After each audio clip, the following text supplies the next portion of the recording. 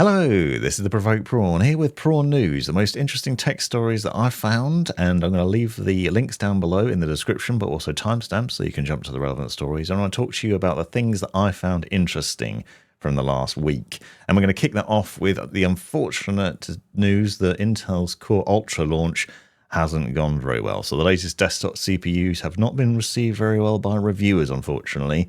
And if you go and have a look, you'll see there are a number of reviews slating the new CPUs. Now, this is nothing new, perhaps. You'll see a lot of negative reviews about a lot of different CPUs over the years, and obviously negative reviews generally get more views anyway for that rage bait. But I don't think that's necessarily the issue there. There seems to be a number of teething problems, which is to be expected with launches of new hardware, but I've had them personally as well. So I want to talk about that briefly before I recommend some other reviewers that are worth checking out. I haven't actually done a review.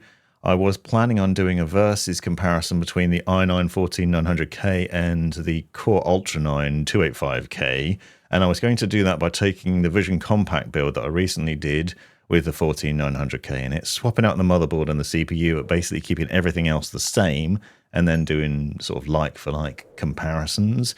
But I hit a brick wall because ASUS sent a motherboard over, so the Z890 Hero motherboard, but unfortunately that wasn't working properly. And the reason for that is quite simple. There was a BIOS update which essentially was stopping the problem, and ASUS wasn't responding to me, and I didn't get the BIOS update soon enough. So I could install the system, but then it wouldn't boot into Windows because it required a BIOS update in order to sort that issue out. And the reason for that, it turns out, possibly, is an issue that was raised by Kit Guru, and I'd recommend checking out their review, which I'll link to in the description, of the new CPUs.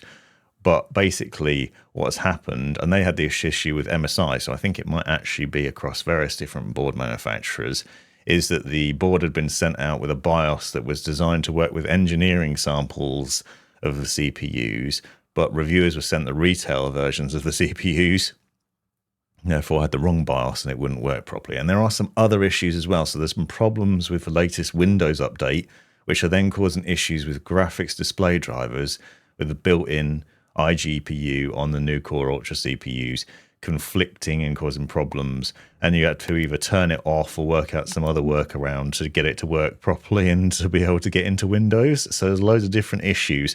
Basically, mine was basically the BIOS was just holding it back from getting into Windows. So now the machine's working and I can use it at least, so I can get into testing it. But I only got it working the day that the embargo lifted, which was on the 24th of October. So I didn't have a chance to do it. And I didn't want to rush out a review based on a few hours of testing that wouldn't be legit. So I haven't done it. But if you go check out Gamers Nexus video, and as I said, Kit Guru's video on it as well, you'll see there are lots of different problems to be aware of. Now, it's early days. These might well be ironed out before actually retail versions get out and people get hold of the motherboards and the CPUs. So I don't think it'll be a mega problem.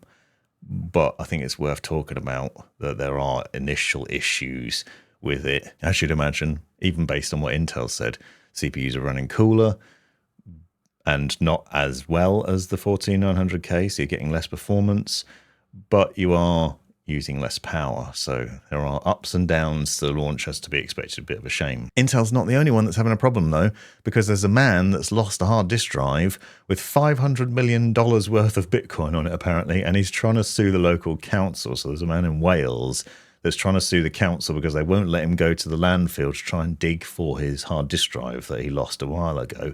That's worth an insane amount of money because it has his Bitcoins on it. And this is a pretty hilarious story, although maybe not for him, obviously.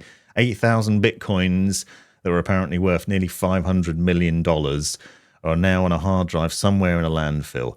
The man offered to give the local council some of the value of that if they'd let him try and get it back. They wouldn't let him, so now he's trying to sue them.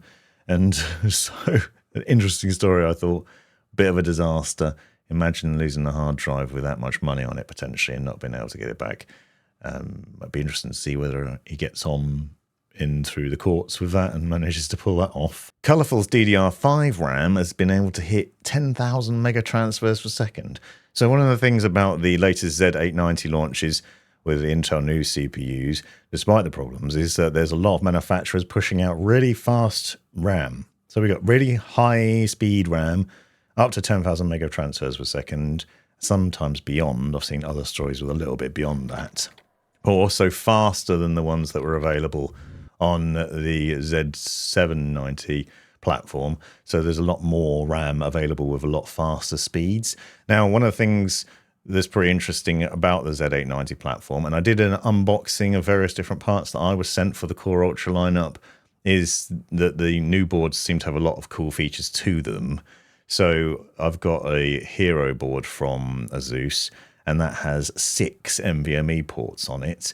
Obviously support for fast RAM as well, so super fast RAM on there. I think it was like 9,000 mega transfers a second, maybe higher. Have to check the specs on that. But 6 NVMe drives in there, 2 of which could be PCIe Gen 5. They also have Wi-Fi 7 capabilities, so there are loads of different spec things on the latest platform which make it appealing. So despite the initial issues with the Core Ultra launch, I think in a while you're going to have some pretty impressive boards with really good specs and potentially much better systems. So it'll be interesting to see what happens there. But also more news coming, because we've got the 50 series from NVIDIA. Now, this is set to launch sometime early next year. From what I understand, the rumors suggest they'll be announced at CES, which will be in January 2025, and then we'll have 50 series GPUs from NVIDIA. But we've always seen some launches or some sort of hints and leaks about various different things, including the power supply units. So ASUS has got their ROG THOR 3 power supply units in various different wattages. But one of the things that's interesting here is they've got this patented GPU first technology in them, which includes intelligent voltage stabilization technology, which is basically set to deliver smoother power to your GPU, more consistent power to allow to smooth and consistent gaming and just better voltage delivery through there. Now up to 600 watts, which will obviously be ideal for the 5090 if that's what it requires, but it's basically a new technology in the power supply unit that's going to help with smooth delivery of a gaming experience. Pretty interesting. And I think this is one of many things that ASUS has been doing lately, and they've been doing some interesting things. So again, I showed this off with the new Hero board, for example. They've got various clever things on there, one of which is the GPU release mechanism. I don't know if you've seen this already, but with ASUS motherboards, the newer ones, so instead of having the little button that you push on the PCIe X16 slot to be able to then release your graphics card, you now have the ability to just pull it out. So it pulls out from the left-hand side of the motherboard, and you can just tug your graphics card out without any clips holding it in place, which is interesting. So they're always coming up with these new latches and other things, and now we've got power cables for your power supply units, specially designed to make sure you've got smooth gaming. I like the little things that ASUS does and the bigger picture of these things. There's a lot of interesting highlights there. This is a story that I thought initially was pretty obvious, but I think it's worth talking about just in case it isn't. So about 6 months, maybe a year ago, there was a lot of stories and recommendations around using the contact frame on LGA 1700 socket motherboards, basically to give you a better spread on the IHS, better pressure on your CPU with your cooler in place on top of it to prevent bending of the CPU, but also to help with the cooling on it. And this was doing the rounds, and a lot of people were talking about doing it and replacing that and the implications of doing so. But now it's been announced or said that the contact frames for the LGA 1700 socket won't work with LGA 1851. Now, I think this is fairly obvious. There's basically a different design to the new socket. It has more pins in it. I thought it would be obvious that you wouldn't be able to use that. But basically, there's a slightly different design change there. I'll put an image up of the two side by side that you can see because I just captured that recently.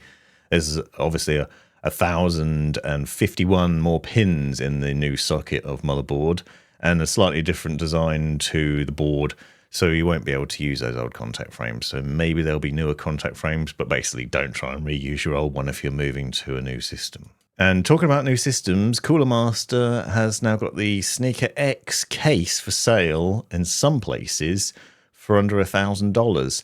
Now you could buy this Sneaker X PC build before for like $7,000 apparently as a pre-built, but now you can buy just the case with an AIO fans and an 850 watt power supply unit on its own from certain stores.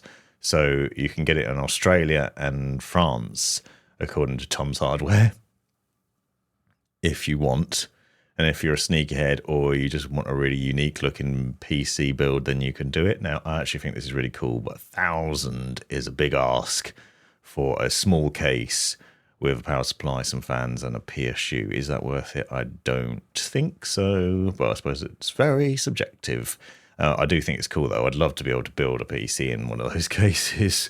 That'd be pretty neat looking, I think, and unique and make for an interesting video, but I don't have $1,000 spare to be able to buy such a thing. But still, what do you think? Would you like to do that? Cooler Master do some pretty nuts builds. There was that Shark PC a while ago I remember talking about as well. So plenty of interesting variety from Cooler Master. Intel's news has obviously not been good, as we talked about the Core Ultra launch, but Battlemage is apparently still getting leaks. So that's the new version of Intel's desktop GPUs. And although there's no mention of launch, and apparently they were set to launch at the end of 2024, although that's now looking unlikely, but there have been some driver updates released which have appeared on GitHub, and people have noticed this, and it suggests that Intel's clearly working on the driver updates for this, as well as the built-in GPUs on its Core Ultra CPUs. So there's some hint, some clue that we might get Battlemage. Now, I really hope that they do this. I've said this in the past. My opinion is it's great that Intel has desktop GPUs. They were more affordable than what NVIDIA has to offer. And I want them to continue doing this and keep releasing these, because it gives more competition, which hopefully maybe will drive the prices down, or at least give you more choice. And with the previous ARC GPUs, the Alchemist ones, I found the performance was actually really good for the money. The value for money was superb. So if they continue that trend into 2025, it'll be really good to see. And hopefully it'll be some good news for Intel finally. So it's been an interesting week of tech news, that's for sure. Some highs and some lows, and some lost Bitcoins. Don't forget to check out the links in the description to see related content, and also check out the other videos that I've done this week if you haven't seen them already, including the unboxing of the various Z890 things and the Core Ultra CPUs if you want to see some of that action. This has been the Provoked Prawn. Thanks for watching and have a great weekend.